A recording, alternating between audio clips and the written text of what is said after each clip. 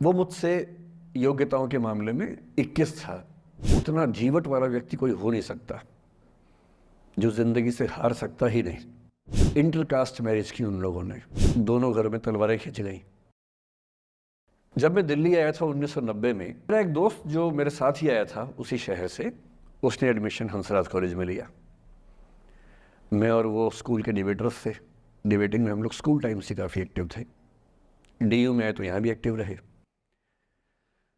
DU में मैंने करीब 5 साल डिबेटिंग की और मेरा ख्याल है कि लगभग 300-400 डिबेट्स मैंने जीती होंगी डीयू में, कुछ हारी भी होंगे, लेकिन मैंने खूब डिबेट, वो मेरा दरअसल दाना पानी था, रोजी रोटी मेरी वही थी कॉलेज के दिनों में।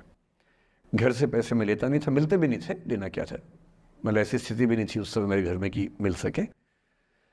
तो डिबेटिंग मेरा रोजगार था, एम्प्लॉयमेंट था, मेरा उससे काम चल जाता था आराम से। उसका भी चल जाता था, वो हंसराज से था, मैं जाकिर हुसैन से था। हम खूब डिबेट्स में मिलते थे।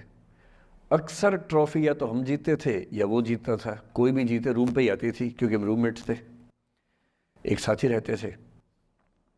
वो मुझसे योग्यताओं के मामले में 21 था, बल्कि अगर वो 21 था तो मैं 15 ही रहा हूँगा या 12 रहा हूँगा, 22 या 21 तो नहीं रहा हूँगा। मुझसे बेहतर था योग्यताओं में, बड़ा अच्छा व्यक्ति था। ग्रेजुएशन के बाद मैंने एमए हिंदी साहित्य में एडमिशन लिया, जबकि बीए ऑनर्स हिस्ट्री में किया था मैंने। उसने तय किया कि वो कुछ और करेगा, प्रोफेशनल कोर्स करेगा, नौकरी करेगा, तो वो चला गया दिल्ली से। मैं दिल्ली में रहा। फिर मैं एमए के बाद तैयारी करने लगा यूपीएससी की। तब तक मैं यूजीसी जेआरएफ कर चुका था।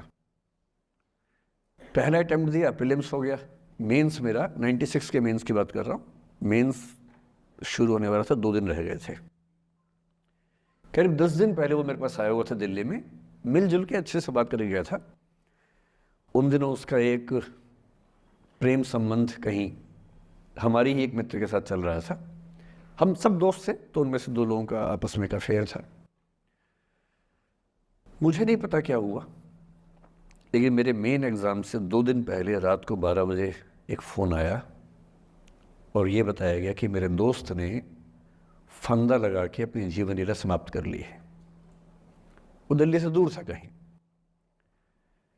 और जिस व्यक्ति के बारे में मेरी राय ये थी कि उतना जीवट वाला व्यक्ति कोई हो नहीं सकता जो जिंदगी से हार सकता ही नहीं, जिसके होने से कई लोग हमेशा जीता हुआ महसूस करते हैं, वो चुपचाप एक बंद कमरे में जिंदगी से हार गया।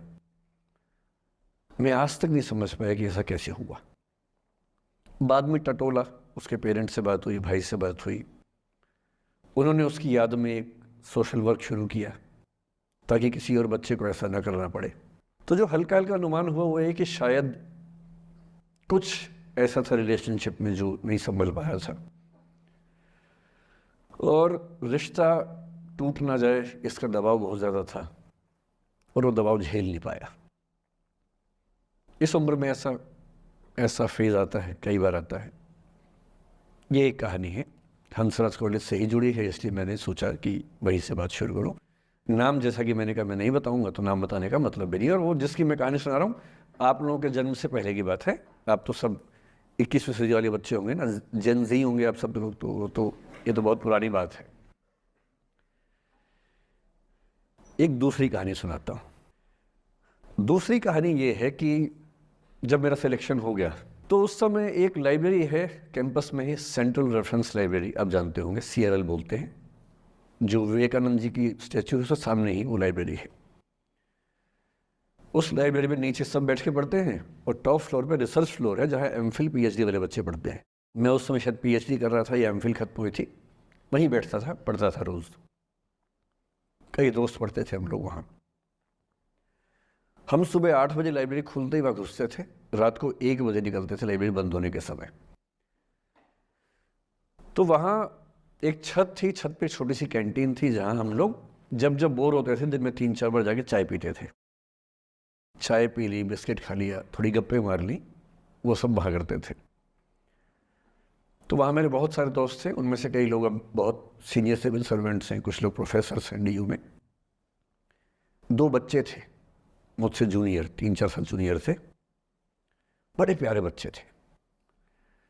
मुझे उस समय तक पढ़ाई लिखाई का शौक अच्छा खासा हो गया था, तो वो रोज़ मेरे साथ बैठते थे, केवल बात करने के लिए, किसी मुद्दे पर बहस करनी है तो बहस होती थी, समझते थे। फिर मुझे पता लगा कि वो दोनों रिलेशनशिप में हैं, रिश्ते में हैं, दोनों ने शादी भी कर ली। उनकी योजना DU में पढ़ाने की थी या सिविल सर्विस की भी थी, शायद, पता नहीं। मेरा इंटरेक्शन बहुत ज़्यादा उसके बाद रहा नहीं उनसे, क्योंकि मैं सर्विस में चला गया था। इतने जिज्ञासु बच्चे थे दोनों, इतने जिज्ञासु कि उनसे मिलकर तबीयत खुश हो जाती थी, कि हर चीज़ जानने का मन करता था उनका, हर विषय पढ़ने का मन करता था। एकदम जीवन से भरे हुए बच्चे, आंखों में चमक ऐसे। फिर दोनों की शादी हुई तो मैं शादी में जा नहीं पाया, क्योंकि मेरा रिश्ता सिर्फ लाइब्रेरी में 1 घंटा गप मारने वाला था, उससे ज़्यादा था नहीं रिश्ता उनके साथ।